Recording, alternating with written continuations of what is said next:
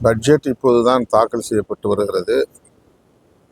தமிழ்நாடு நிதியமைச்சர் சட்டப்பேரவையில் வாசித்துக் கொண்டிருக்கிறார்.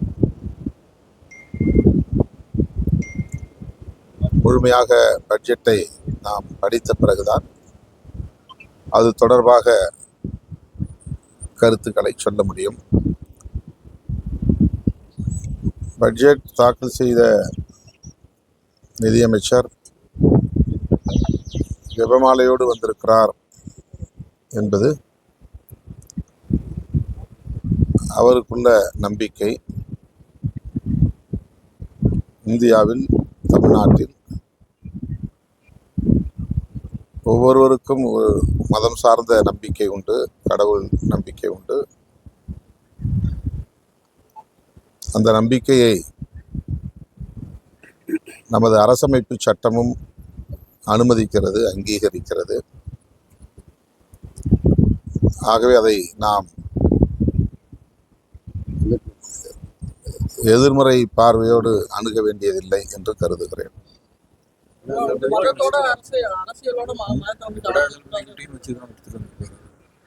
அந்த பட்ஜெட்டை வெங்கடாஜலபதிகிட்டையும் அவருடைய ஆன்மீக நம்பிக்கை. மதத்தை அரசுல கலக்கக்கூடாது, அரசுங்கிறது மதசார்பற்றதான் அரசியல் சட்டமும் அதான் சொல்லுது. தாவேகாவும் பெரியார் கொள்கை தலைவராக மதச்சார்பின்மையை வலியுறுத்துகிற அரசமைப்பு சட்டம் மத நம்பிக்கைகளையும் அனுமதிக்கிறது என்கிற நிலையையும் நாம் பார்க்க வேண்டும். அரசமைப்பு சட்டத்தை அறிமுகப்படுத்திய போதே இந்த முரண்பாட்டை பெரியார் விமர்சித்திருக்கிறார், கடுமையாக எதிர்த்திருக்கிறார். மதச்சார்பின்மை என்பது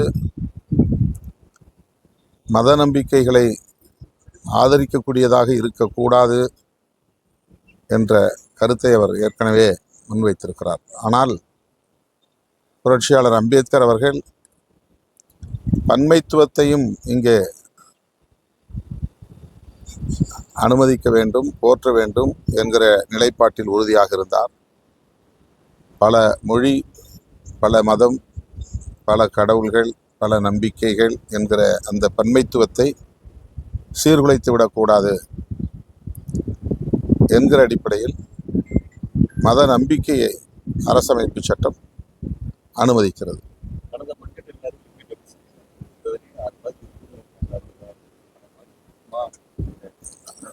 அப்படிதான் பற்றாக்குறை பட்ஜெட்டு தான் காலங்காலமாக நம்முடைய நிதிநிலை அறிக்கையில் பார்த்து வருகிறோம். எப்போதும் அப்படித்தான் இருக்கும் என்று நான் நினைக்கிறேன். பொறுத்திருந்து பார்ப்போம். இன்னும் முழுமையாக வாசிக்கவில்லை.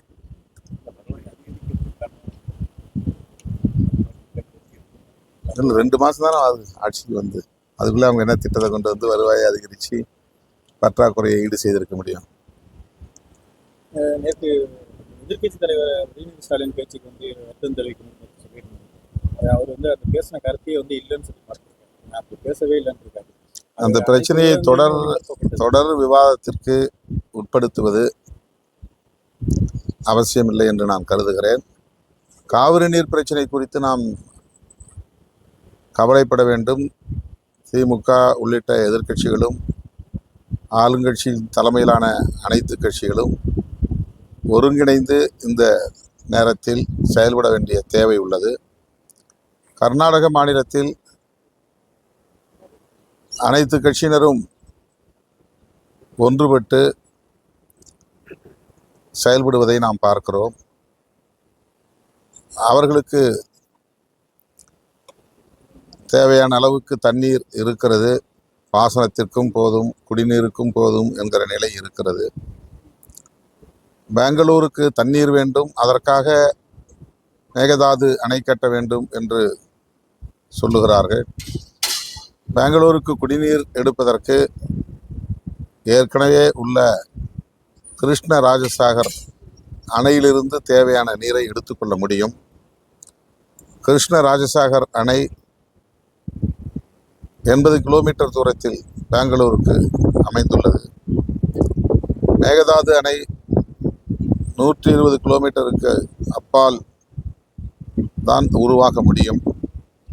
ஆகவே புதிதாக ஒரு அணையை கட்டி பல ஆயிரம் கோடிகளை செலவு செய்து ஆயிரக்கணக்கான ஏக்கர் காடுகளை அழித்து அதை கட்ட வேண்டும் என்று முயற்சிக்கிற கர்நாடக மாநில அரசியல்வாதிகளின் அரசியலை அம்பலப்படுத்த வேண்டிய தேவை இருக்கிறது. ஏற்கனவே கட்டப்பட்டிருக்கிற அணையில் நீரை தேக்கி பெங்களூருக்கு தேவையான குடிநீரை எடுத்துக்கொள்ள முடியும்.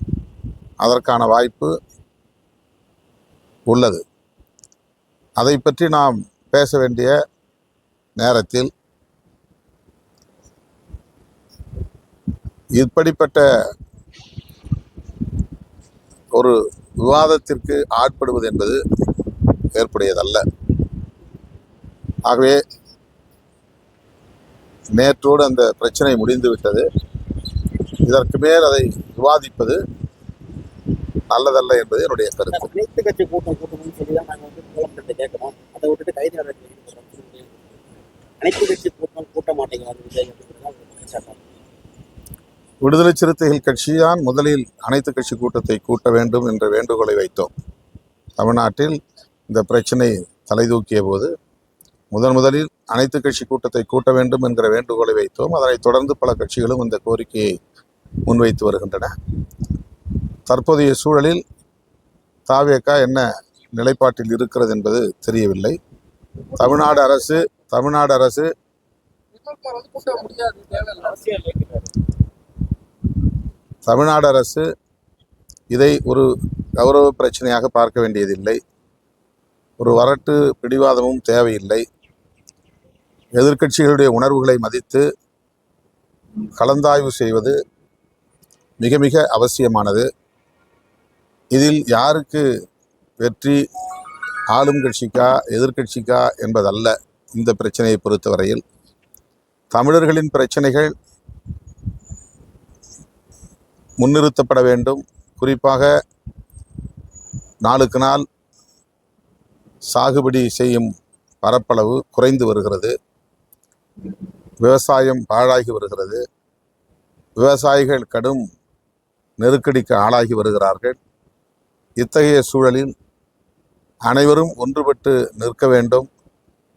எதிர்க்கட்சிகள், தோழமை கட்சிகள் இப்பிரச்சனையில் எத்தகைய நிலைப்பாட்டை எடுத்திருக்கின்றனவோ அந்த நிலைப்பாட்டிற்கு ஏற்ப இணங்க ஆளும் கட்சியும் முடிவெடுக்க வேண்டும் என்பதுதான் விடுதலை சிறுத்தைகளின் வேண்டுகோள். அதுதான் சொல்றேன். நான் தொடக்கத்தில் சொன்னேன், இப்பவும் அதுதான் சொல்றேன். அது அவசியமானது. யாரு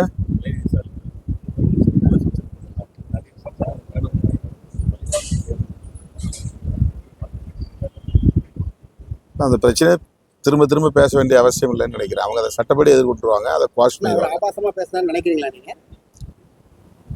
இப்போ அவர் இல்லைன்னு மறுத்து இருக்கிறாரு. எல்லா ஊடகங்களிலும் அவர் அவ்வாறு பேசியதாகத்தான் வெளியாகி வந்திருக்கிறது. அதன் அடிப்படையில் தான் என்னுடைய கருத்தையும் நான் சொல்லியிருக்கிறேன். அவ்வாறு பேசியிருந்தால் அவர் அதற்கு வருந்துவார் என்ற நம்பிக்கையும் நான் வெளிப்படுத்தியிருக்கிறேன். பொதுவாக அரசியல் கட்சிகள், அரசியல் கட்சி தலைவர்கள் விமர்சனங்களை வைக்கிற போது பெண்களை பாதிக்காத வகையில் வைக்க வேண்டும் என்கிற ஒரு கருத்து இந்த நெருக்கடியான நேரத்தில் வலுவாக எழுந்துள்ளது. அதனை நானும் வழிமொழிகிறேன். தொடர்ந்து முதல்வர் மீது அவதூறுகள் பரப்புறாங்க. கைது நடவடிக்கை தொடர்ந்து இருக்கு. அதை எப்படி பார்த்து வைகோ உள்ளிட்ட தலைவர்கள்லாம் வந்து ஆதரவு இருக்கிறாங்க. இது மாதிரி பெண்களுக்கு அப்படின்னு சொல்றாங்க. நேற்று கூட உதயநிதி வந்து விடுதலையாகி சென்ற போது ஓடுகாலி முதல்வர் விமர்சிச்சிருக்காரு. அதாவது இந்த பிரச்சனையை பொறுத்தவரையில் திமுக தவேகாவுக்கு இடையிலான பிரச்சனை என்பதை விட, உதயநிதி விஜய் இருவருக்கும் இடையிலான பிரச்சனை என்பதை விட, பெண் குறித்து பேசிய சர்ச்சை பேச்சு என்பதுதான் இதில் குறிப்பிட வேண்டிய ஒன்று. அதற்கு பொதுமக்கள் மத்தியிலிருந்து கட்சி சார்பற்ற அனைத்து தரப்பினரிடமிருந்தும் கடும் விமர்சனங்கள் வந்திருக்கின்றன. இதை மட்டும் நாம் கருத்தில் கொள்வோம். மற்ற விஷயங்களை அரசியலாக பார்ப்போம்.